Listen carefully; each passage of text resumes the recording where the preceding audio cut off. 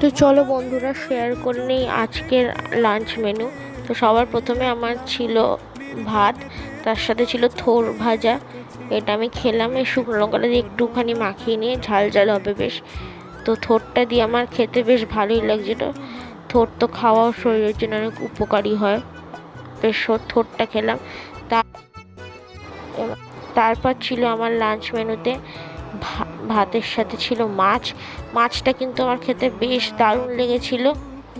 আর মাছটা ছিল কাতলা, এরকম পাতলা ঝোল। পটল আলু দিয়ে খেতে কিন্তু জিরে আদা বাটা দিয়ে এরকম পটল আলু ঝোল খেতে খুব ভালো লাগে, একটু লেবু চিপে নিয়ে, কারণ খুবই সুস্বাদু। এত গরমে এরকম হালকা পাতলা খাবারই ভালো লাগে। আর মাছটা কিন্তু ভীষণ টেস্টি ছিল, আমার খুব ভালো লাগছিল খেতে। আশা করি তোমাদেরও এরকম খাবার খুব ভালো লাগে। আর কার কার এরকম খাবার প্রিয় অবশ্যই আমাকে কমেন্ট করে জানাবে।